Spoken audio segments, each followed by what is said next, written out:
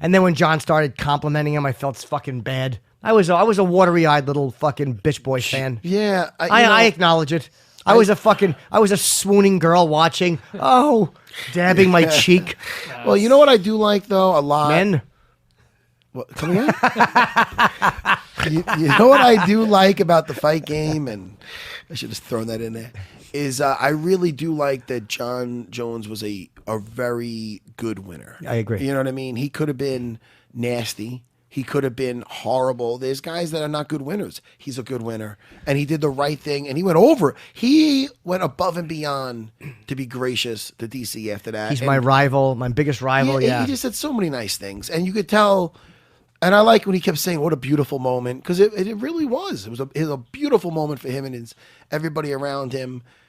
And his mom passed away, so that was there too. Like, listen, the guy, he deserves all the credit in the world. He's a phenomenal fighter, and he just looked good all week, man. I was there at the weigh-ins, and I'm watching. I'm like, this guy looks great. And the bald head's working for him. I agree. It was a little odd. Did you think after the first round? I thought Jones looked less confident. Like in between rounds, maybe you could. I don't know where you were when you were watching it, but on TV, I'm like, Cormier is, I think, shocked him a little bit with how well he was fighting, because Jones looked a little bit like, okay. And then I think it was Greg Jackson telling me, all right, give me some deep breaths. Like he seemed lightly panicked or lightly like, okay, there's a problem. This guy's fighting way better than I expected him to. After the second round, I thought John, obviously he's in great shape and he ended up winning the fight, but he seemed like he was a little bit not gassed, but he seemed a little more tired, and Cormier seemed way more composed. Yeah, Cormier seemed like he was just in a bit more a perfect working order. Yeah. But again, Jones is so resilient. Oh, yeah. So I felt terrible. And, look, Rogan interviewed him. Rogan said he would not interview fighters. And I believe Joe, and I believe his explanation. I just got caught up in the moment. I saw him there and I ran over to ask him. That Joe loves fighters. He loves Daniel Cormier. He just ran over and he apologized profusely for it. He realized he thought he made a mistake.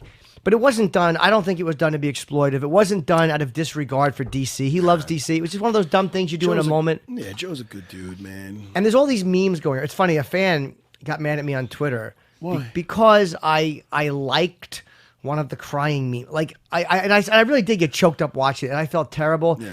And I hated that people were saying mean shit to Cormier on Twitter, like yeah, fuck him, he's cry, like they did that? Like that he lost. And ask me again why I'm not on Twitter. But the memes, like there's a famous one of Jordan, Michael. Oh my God, the fucking third baseman from Mike Schmidt. Yeah. From the Phillies, the crying, like sports crying. And there's a picture of him crying, and some of the memes were funny, but they weren't nasty. There was one of him crying. And it was like when your older brother has 2 ice pops and you have one. It was just silly. Yeah, that's like, all funny. right, that's a funny one. That's something DC will look back at and go, all right, that was okay. Right. I didn't like mean shit or stuff that was hurtful, because I love the guy. But someone's like, what kind of fan are you? I'm like, what? Well, listen, I love the guy. There's pricks out there. I mean, there's people just like that are miserable. What I find a lot with the haters and people like that, or when somebody fails and people get happy, that's the weirdest thing. Yeah. It's a projection. It's usually, it goes back to their own lives and what they're unhappy. So, look, this guy's unhappy. Oh, good. Be miserable like the rest of us. Here's what made me very sad about DC. Tell me. And I really was terribly sad about him losing. But again, I was happy for Jones, but because he's going to say to himself, I was a paper champion. I wasn't. That little voice, even though it's not real, you know how that self-doubt is going to be there. It can't not be there. It's gonna haunt him, even though it's like, dude, you fucking beat Gustafsson. You beat fucking Rumble, that fucking monster, twice. Yeah. Like you put him out of fighting. Cormier has zero to be ashamed. Like literally, Jones is just the one guy. That was the guy he couldn't beat. For who knows? Jones may have that guy. We just haven't met him yet. Like that he just can't beat. Most fighters have one. You know who doesn't have that guy? Fucking so far, Floyd Mayweather hasn't had that guy that he can't beat. That's it. Yeah. Everyone else had that guy he couldn't beat. So he has nothing to be ashamed of. And I know it's easy for me to say sitting here. But it was heartbreaking watching him cry like that. Heartbreaking. Yeah. Well, I mean, listen, that is the game we play, Jimmy. Yeah. And you know what else that night? A lot of other guys, fought. Fucking amazing. What an I'm looking at this card. I talked to Jimmy Norton.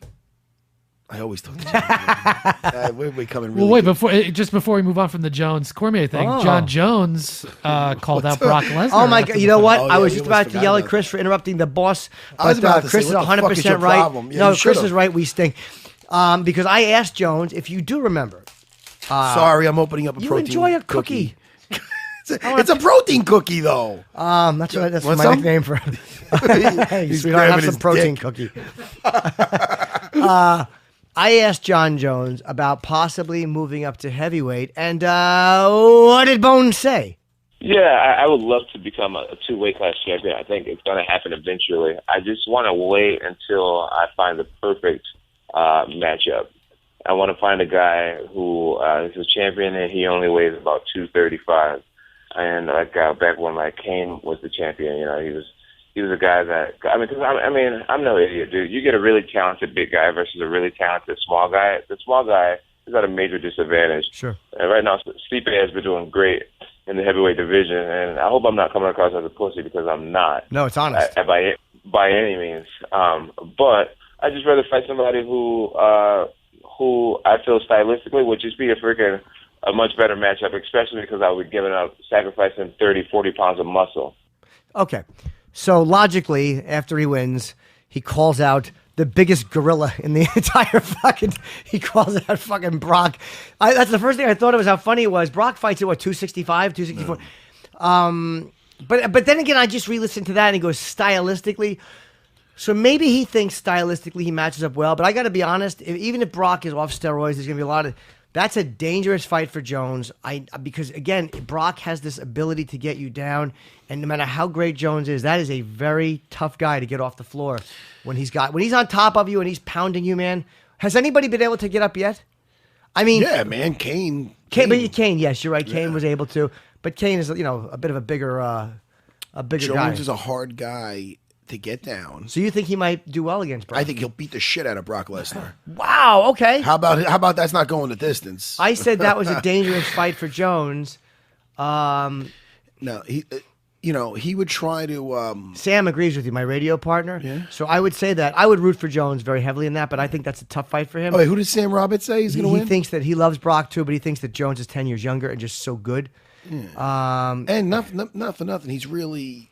John Jones is getting good in jiu-jitsu. Like he did Yes. some submission. He submitted Dan. I know he's a lot smaller than Brock Lesnar, but Dan Henderson he submitted in a grappling match. That's right. He that's just a straight up grappling match. just got his blue belt, and I too. want to congratulate him on that. I know he's training jiu-jitsu. You see him in a gi and everything, and it was on one of the was it Embedded? Embedded, yeah. And he was super excited. You saw him in there with the Karate Hottie and Holly Holm. Holly Holm.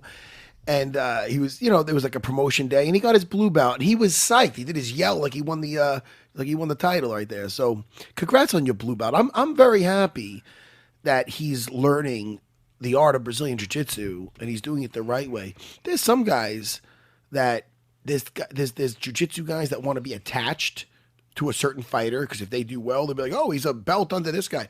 I like that John Jones is doing it the right way, and he's not taking any shortcuts because there's guys that got given like black belts and they never even wore a gi or they don't know. They might be tough to roll with, but they don't know the ins and outs of the art. I don't even know if they know how to get out of a headlock correctly. They don't know they don't know the art. And then instructors want to be like, oh man, every time this guy fights, they'll say a so-and-so's black belt. And then so they hand them a black belt. So it's like, what the fuck is that? Good point. So I like that John Jones isn't doing that. He's learning the art. And then on the very first belt promotion that you get is from white belt to blue belt, and the guy's psyched. You know what I mean? And that guy could beat the shit out of many black belts, all the black belts. Sure. I don't know, the guy's fucking phenomenal. But he's learning the art. That's a very humble thing. So you